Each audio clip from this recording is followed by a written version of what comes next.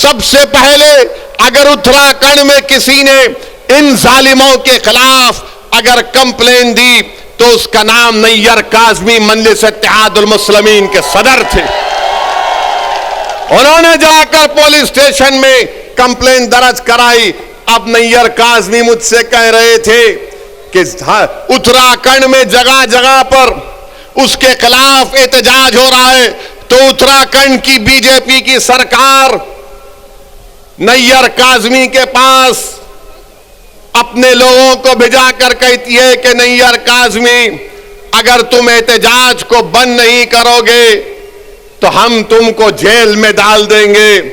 मैं उत्तराखंड की सरकार से कहना चाह रहा हूं, जेल में डालना है डाल दो, मगर याद रखो तुम हक की आवाज को दबा नहीं सकोगे। अगर आज नैयर काज़मी ने कंप्लेन दी तो भारत के संविधान को बचाने के लिए कंप्लेन दी। अगर आज मजलिस आवाज उठा रही है उत्तराखंड के धर्म संसद में जो जहर अफशानी की गई, इसलिए कि भारत को बचाना है। ये भारत जो हमारा देश है, हमारा वतन अजीज है, इस भारत का कोई मजहब नहीं है। ये भारत ना हिंदुओं का है, ना मुसलमानों का है, ना ईसाइयों का है, ना सिखों का है। ये भारत किसी का भी नहीं है, ये भारत सबका है, चाहे वो खुदा को मानता हो या ना मानता हो। ये भारत की खूबसूरती है। बीजेपी इसको सिर्फ एक मजहब से जोड़कर ये बताना चाहती है कि ये मुल्क सिर्फ एक मजहब का है या एक आरएसएस की आइडियोलॉजी के मानने वालों का है। आरएसएस वालों, तुम क्या एक मिसाल पेश कर सकते हो कि मुल्क की जंग आजादी में तुम्हारे कौन से लोगों ने अंग्रेजों के खिलाफ आजादी में हिस्सा लिया? क्या तुम्हारे किसी एक लीडर का तुम नाम बता दो। अरे तुम तो अंग्रेजों से मिले हुए थे। तुम्हारे उस वक्त के सर संचालक ने कहा था,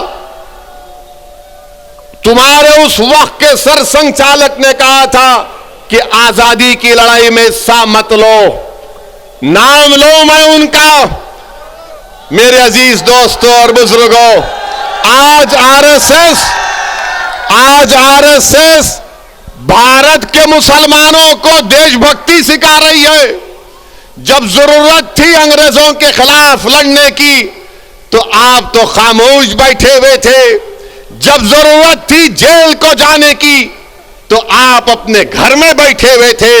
अरे हमने हर मैदान में इस मुल्क को अंग्रेजों की गुलामी से आजाद करवाया। नरेंद्र मोदी की जबान से आप कभी नहीं सुनेंगे कि आरएसएस ने इस मुल्क की आजादी के लिए अपना खून या पसीना बहाया। नरेंद्र मोदी बात करेंगे औरंगजेब की,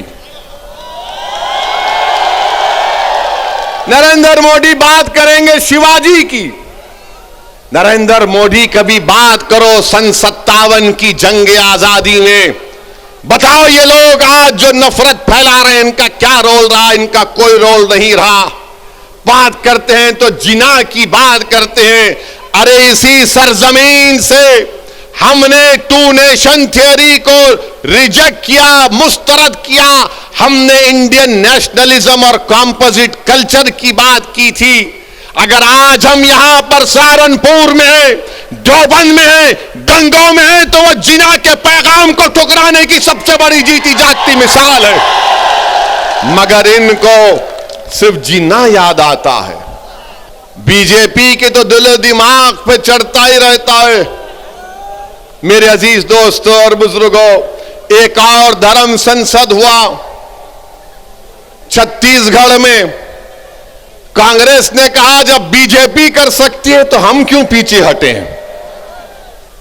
वहां पर धर्म संसद होता है और उस छत्तीसगढ़ रायपुर के धर्म संसद में कांग्रेस का कैबिनेट रैंक का मंत्री बैठा हुआ है, बीजेपी के बड़े बड़े नेता बैठे हुए हैं और उसमें से एक महाशय ने महात्मा गांधी को गाली दे दी, गोडसे की तारीफ कर दी और साथ में मुसलमानों के खिलाफ जहर बका। उसी धर्म संसद में यह भी कहा गया, अगर मैं कहूं आपके सामने तो यकीनन मुझे कहना पड़ेगा, क्योंकि रिकॉर्ड है। रिकॉर्ड में उस रायपुर के धर्म संसद में क्या क्या कहा गया, उसमें एक मोहतरमा भी थी। उनको मिसेस नहीं बोल सकते, उनको मोहतरमा कहना पड़ेगा। मैडम ने कहा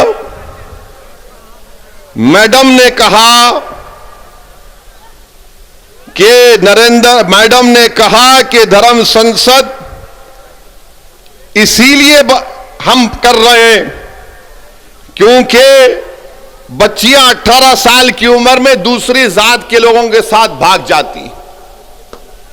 मैडम आपको कैसे मालूम भाग जाती है?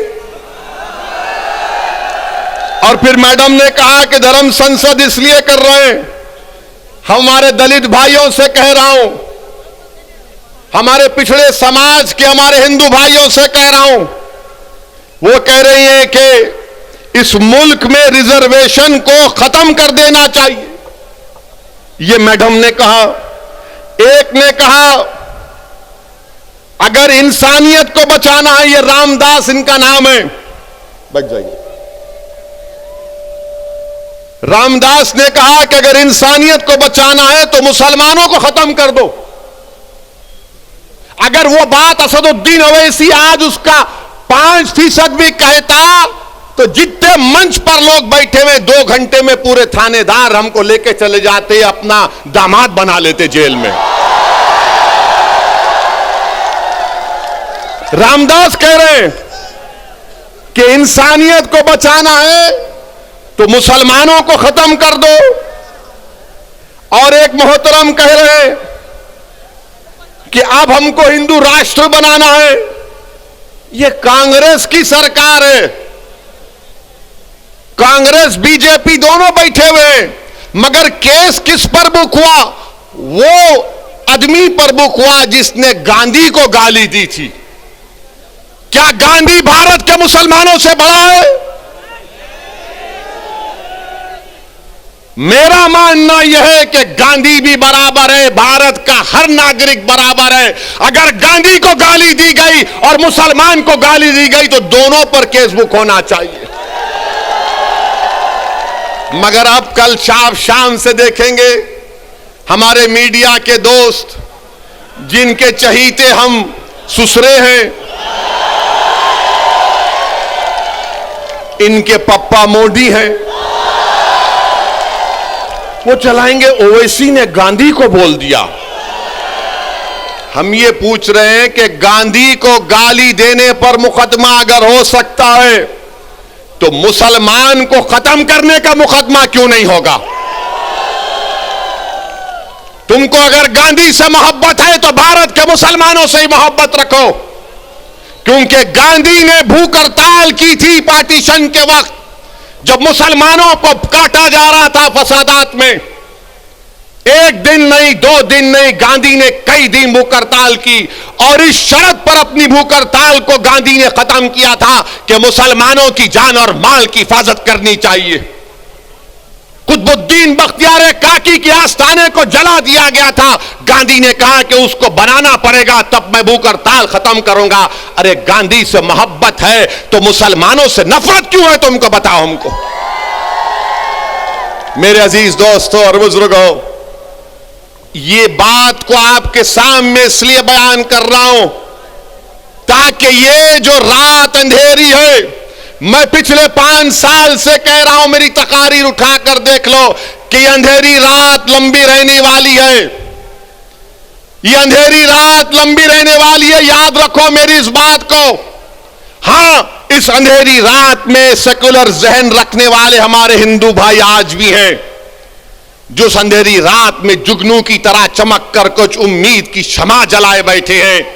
मगर याद रखो, ये अंधेरी रात है जो नफरत फैला रहे हैं, ये भारत के दुश्मन हैं जो मुसलमानों को खत्म करने की बात कर रहे हैं, ये भारत के दुश्मन हैं, ये भारत के संविधान के दुश्मन हैं, ये अंबेडकर के दुश्मन हैं, ये गांधी के दुश्मन हैं, ये मौलाना अबुल कलाम आजाद के दुश्मन हैं, ये मुजाहिदीन आजादी के दुश्मन हैं।